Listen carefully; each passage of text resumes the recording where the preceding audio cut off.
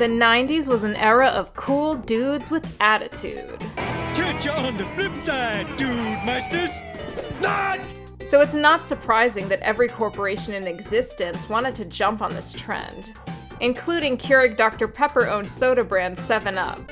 During the 80s, 7-Up had a more, I guess you would say, mild-mannered looking mascot called Fido Dido. But clearly this dweeb was not badass enough to usher in a hip new era of soda drinkers. Enter Cool Spot, a hip new mascot to replace the shitty old one and lead 7-Up into the 90s. So what do you do when you have such an awesome mascot with an attitude and you need to monetize it immediately? Make a video game, of course. Cool Spot was released in 1993 for both the Genesis and SNES. It was also ported to other consoles like Game Gear and Game Boy as well.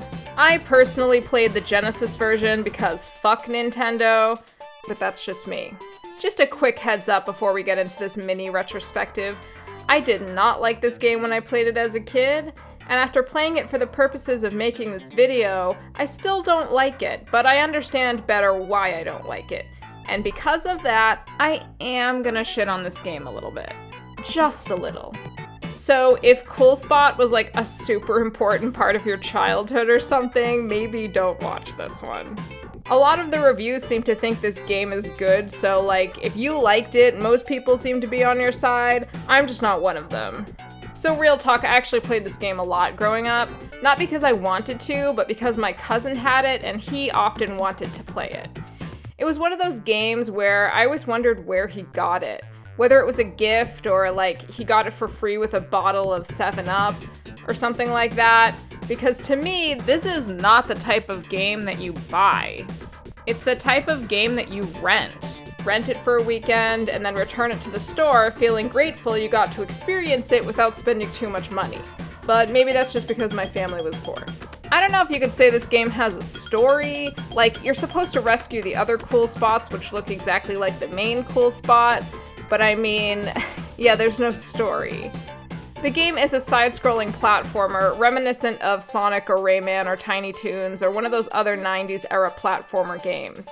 Though I will say Cool Spot has more vertical scrolling than maybe some of those other games, which can be a good thing or an annoying thing depending on how you look at it. Personally, I thought it was kind of annoying, but maybe I'm just stuck on the fact that I'm supposed to relate to this red fucking disc. Okay, don't get me wrong. From a character design point of view, I do think the artist who designed Cool Spot did a great job, especially considering what we're working with here is a anthropomorphic dot. As a kid, I kind of pictured Cool Spot being a literal piece of plastic, like a poker chip. And he can definitely be endearing sometimes. Like, I love him, okay? I really do. But I love him in the same way that I love Clippy from Microsoft Word. Like, he's a cute little mascot fashioned from an inanimate object. Very cute, very endearing sometimes, but not necessarily the kind of thing where I want to play an entire game around it. I don't see myself in this character, so I don't really feel invested in his journey, okay? But moving beyond the character concept, I take a little bit of issue with the level design. The first beach level is pretty good, but some of the other levels I actively do not like looking at. Like, these colors are just not poppin'. Some of them feel kind of flat to me, like there's not enough contrast between the foreground and the background. Like, this is just not pleasing to my eyes, okay? Strangely enough, my favorite level from an aesthetic point of view is actually the bonus stage. I really like this and the little soda power-ups you get.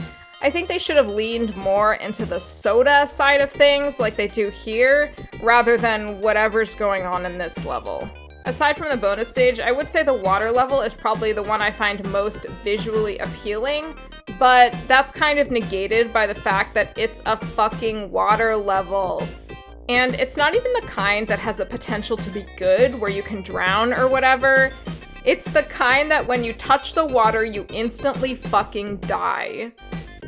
Which I personally think is the worst kind of water level. One of the most exciting things about Sonic as a kid for me was the level of detail that went into the backgrounds of each level and how it makes Sonic feel like its own world. And it also just makes the game more enjoyable to play. Obviously, this soda-themed adverware is not remotely on the same level as Sonic, but even other licensed games like Tiny Toons, I think do a better job on their level design than this. Other than the water level, Off the Wall was my favorite level growing up. I think partially because of the mice throwing cheese. I also really like the music, so between that and the mice and the feeling of being inside of a wall, I think this is the most fun concept for a level, even if today me does not take as much pleasure in looking at it as my younger self did. That being said, what really annoys me about this game is that there's only actually a handful of different levels from a visual point of view, like 4 or 5. Half the levels in this game are literally just repeats of other levels with things rearranged. Like Back to the Wall is basically just off the wall. Games like Sonic occasionally do this as well, but Sonic at least has the decency to like throw a color swap over it or change the music or whatever. No such attention to detail is found here. And it's not just 1 or 2 levels, it's like all of the levels. It's like half the freaking levels. I used a level select code to see if I could get to the end, and eventually I just gave up after experiencing the same level so many times. So let's talk about some of the things I did like about this game, aside from the mascot, which I already said I do like. I will say this, some of the music in this game is really, really good. Keyword being some, not all of it. However, I don't necessarily blame the game's composer for this. Most likely the producers of the game were basically just telling him what kind of songs to write. Like, hey, write a reggae-sounding song for the beach-themed level. Or hey, write a country and western-sounding thing for the train level.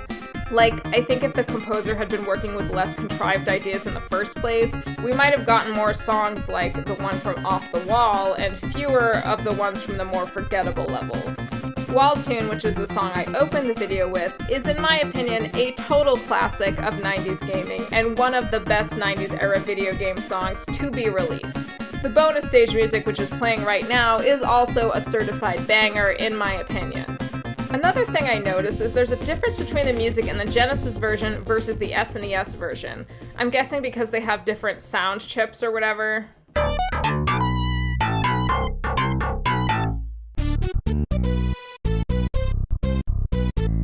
Personally, I like the Genesis version better, but that's just me.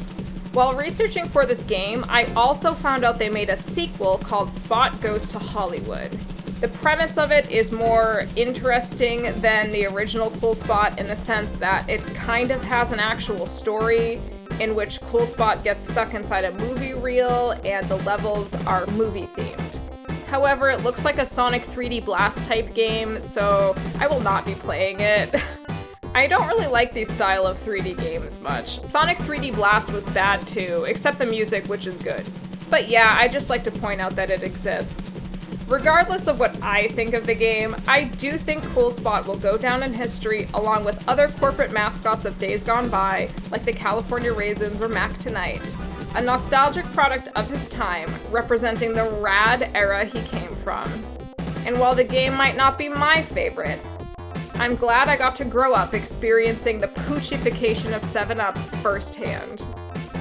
Until next time, I'm Angel Orpheus, and you should follow me on Twitch and TikTok. Please, I'm very desperate. Be sure to like and subscribe. See you next time!